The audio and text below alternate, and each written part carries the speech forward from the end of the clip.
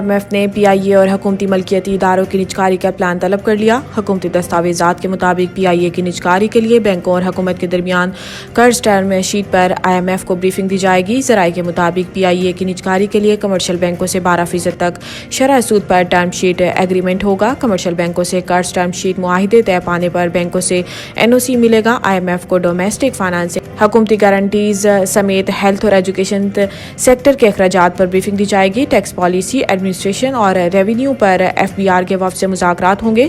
ذرائع وزارت توانائی کے مطابق توانائی سیکٹر کی کارکردگی سے IMF وفد مطمئن نہیں۔ دستاویزات میں بتایا گیا ہے کہ توانائی شعبے کے گردشی قرضے اور پاور پرچیز ایگریمنٹ پر وزارت توانائی کے حکام IMF سے مذاکرات کریں گے۔ قومی اسمبلی میں غزہ میں اسرائیلی بربریت کی مذمت کی قرارداد متفقہ طور پر منظور۔ قرارداد کے متن میں کہا گیا ہے کہ ایوان فلسطین میں اسرائیلی جارحیت کی مذمت کرتا ہے، غزہ میں سیز فائر کے لیے حکومت عالمی برادری پر زور دے۔ قومی اسمبلی کے اجلاس میں اسلامو فوبیا کے خلاف جنگ کے عالمی دن کے موقع پر غزہ میں صہیونی فوج اور اسرائیلی بربریت کا نشانہ بن کر شہید ہونے والے مسلمانوں کے لیے فاتحہ خوانی بھی کی گئی۔ اس سے قبل قومی اسمبلی کا اجلاس شروع ہوا تو سردار ایاز صادق نے مخصوص نشستوں پر رکن اسمبلی منتخب ہونے والے 6 اراکین سے حلف لیا۔ بعد ازاں قومی اسمبلی کا اجلاس غیر معینہ مدت کے لیے ملتوی کر دیا گیا۔ امریکی ایوان نمائندگان میں پاکستانی الیکشن اور جمہوریت پر سماعت مقرر۔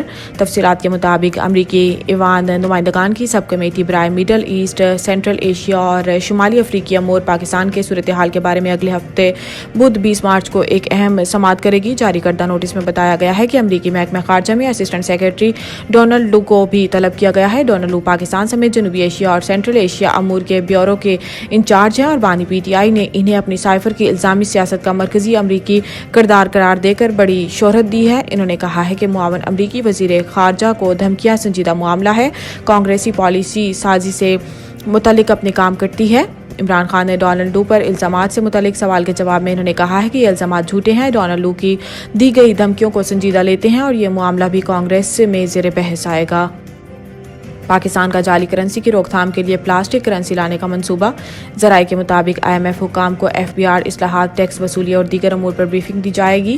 رواں مالی سال ٹیکس وصولی میں کمی پر مزید فوری اقدامات پر بریفنگ بھی دی جائے گی۔ ذرائع کا کہنا ہے کہ اسٹیٹ بینک کے حکام جعلی کرنسی کی روک تھام کے لیے نئے پلاسٹک نوٹ جاری کرنے کے پلان پر IMF وفد کو بریفنگ دیں گے۔ اس طرح کے کرنسی نوٹ مشرق بعید کے ممالک اور سوئٹزرلینڈ میں استعمال ہو رہے ہیں۔ اس کے علاوہ IMF کو اقوام متحدہ کے انسداد کرپشن کنونشن کے ماتحت ملکی رپورٹ جاری کرنے پر بھی بریفنگ دی جائے گی۔ IMF نے پاکستان سے انسداد کرپشن کے اداروں کے استعداد کے بارے میں ماہرین سے رپورٹ تیار کرانے کی شرائط رکھی تھی۔ ذرائع کے مطابق IMF کی اس شرط پر عمل درآمد وزارت داخلہ اور وزارت قانون نے کرنا ہے۔